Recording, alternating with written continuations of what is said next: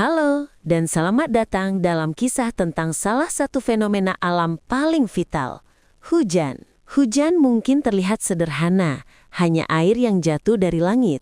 Namun, di baliknya terdapat sebuah perjalanan yang luar biasa dan tanpa henti yang dikenal sebagai siklus air atau siklus hidrologi. Siklus inilah yang memungkinkan kehidupan di bumi terus berlanjut. Mari kita selami langkah demi langkah bagaimana air di lautan dan danau bisa berakhir sebagai tetesan yang menyegarkan. Semua dimulai dengan energi terbesar kita, matahari. Ketika matahari bersinar ke permukaan bumi, panasnya menyebabkan air di lautan, sungai, dan danau berubah menjadi gas. Proses ini disebut evaporasi atau penguapan. Molekul air mendapatkan energi yang cukup untuk melepaskan diri dari permukaan air dan naik ke atmosfer sebagai uap air. Bukan hanya air permukaan loh, tumbuhan juga ikut berkontribusi. Melalui proses yang disebut transpirasi, air diserap oleh akar tumbuhan dan dilepaskan sebagai uap air melalui daun mereka.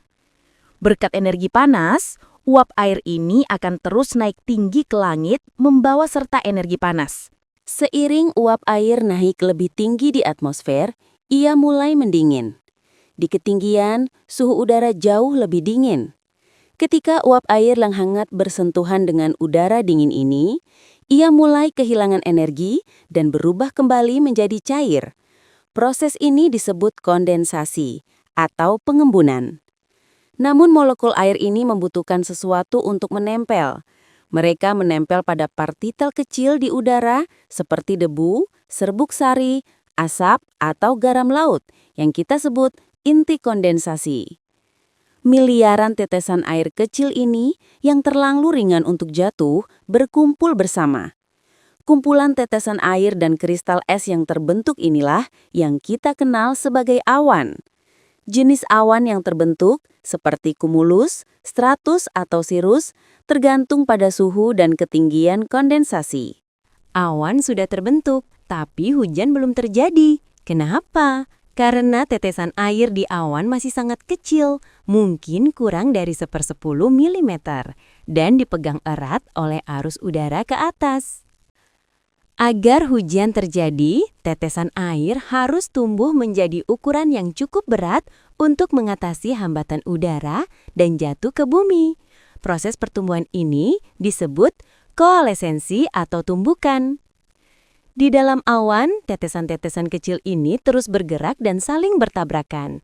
Ketika bertabrakan, mereka bergabung dan menjadi lebih besar dan lebih berat. Di daerah yang sangat dingin, seperti puncak awan badai, proses ini juga melibatkan kristal es. Tetesan air super dingin membeku, dan kristal es ini tumbuh dengan cepat sebelum mencair menjadi tetesan air hujan saat jatuh melalui lapisan udara yang lebih hangat.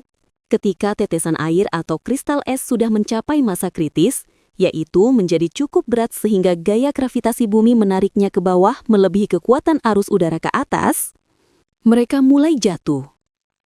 Proses jatuhnya air dari atmosfer ke permukaan bumi inilah yang disebut presipitasi. Presipitasi dapat mengambil berbagai bentuk tergantung suhu udara di bawah awan. Jika suhu di bawah awan hangat, ia akan jatuh sebagai hujan. Jika suhu sangat dingin, ia bisa jatuh sebagai salju.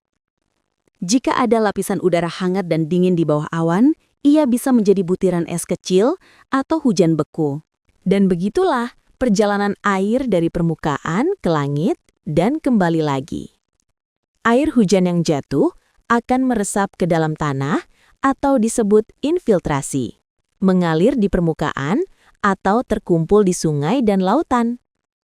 Siklus ini, evaporasi, kondensasi, dan presipitasi, adalah mesin alami yang tidak pernah berhenti.